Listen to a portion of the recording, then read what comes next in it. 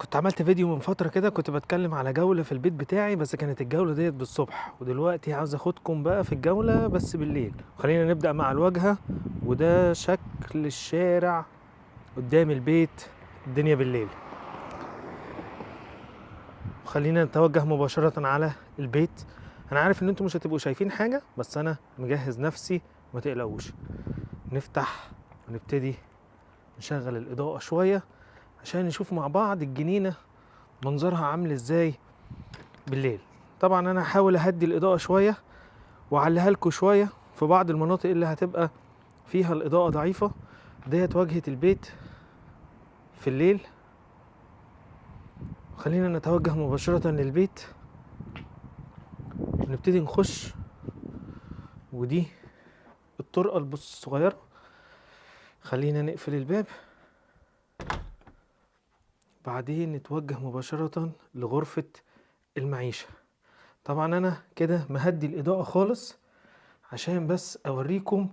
هحاول ان انا اجيب المنظر من بره، بس ما اعتقدش ان انا هبقى باين. لازم ابقى طافي النور خالص عشان تبقوا انتوا شايفين المنظر.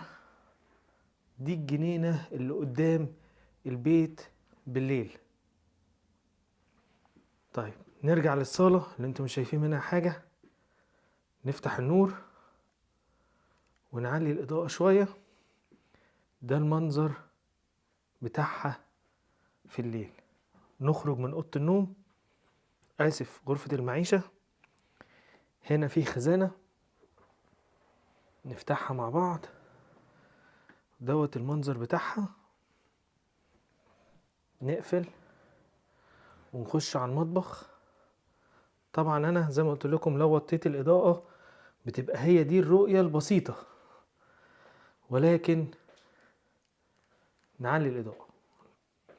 لو سألتني انت مش مشغل النور ليه، عشان اديكم التجربة كاملة لما انت تبقى قاعد في البيت ومطفي النور، سواء كان بالليل او حاجة. ده الحمام اللي تحت. وهنا في حاجات على فكرة دي بستخدمها في المطبخ. وهنا في خزانة، دي اللي انا حاطط فيها الادوات بتاعتي، واللي فيها العداد بتاع الغاز. طيب خلينا بقى نروح على البيت من ورا. خلينا نقلل الإضاءة شوية عشان البيت من ورا فيه كشافات وفيه كاميرات. فمجرد ان احنا نفتح، ده المنظر بدون اي كشافات او حاجة. دي واجهة البيت من ورا في المكان اللي انا راكن فيه العربية. ولكن مجرد ان احنا نعمل كده هنلاقي ان الدنيا ابتدت تنور شوية. ديت الجنينة اللي من هنا، ودي الجنينة الجانبية. بس خلينا نشغل النور برضو على اساس نبقى احنا شايفين الجنينة الجانبية. دي الجنينة الجانبية كده من غير نور خالص اهي.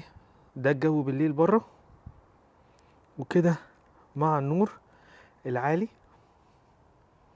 طيب نرجع لجوه البيت مرة تاني. واحنا كده داخلين لجوه،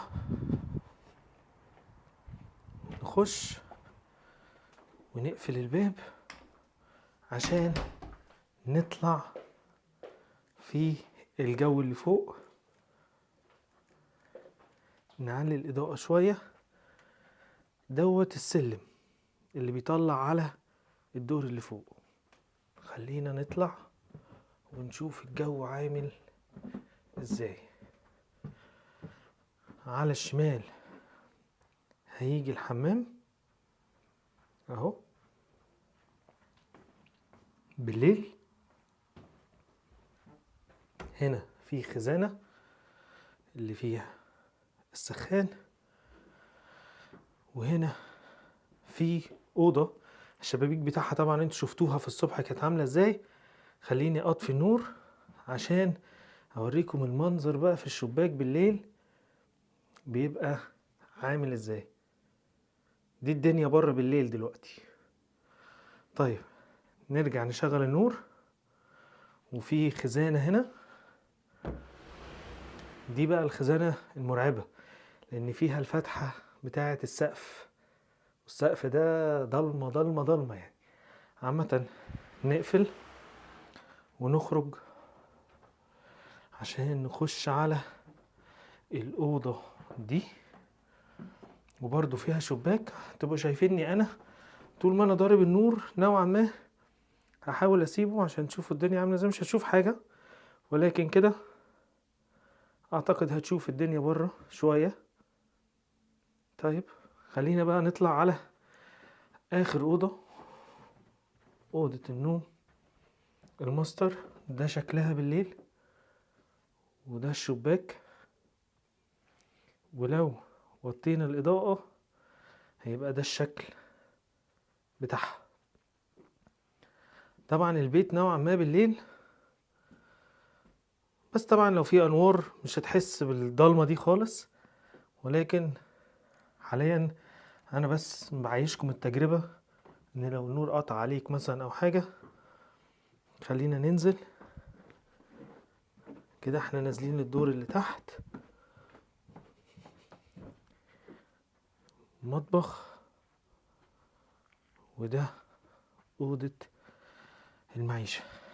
خلينا أختم برضو بالمنظر الخارجي للبيت عشان اللي ما شافوش بالليل بيبقى عامل ازاي. ادوني رأيكم وقولوا لي حسيتوا بايه وشايفين الموضوع عامل ازاي. اتمنى ان هي تكون كانت تجربة ممتعة، ولو اي حد عنده اي تعليق سيبهولنا وهرجع ارد عليك مباشرة. نفتح اخر خزانة اهي. الناس بتقول دايما فيها حاجة، مفيهاش حاجة والله، فيها شوية عدة ليا مش اكتر. مع السلامة.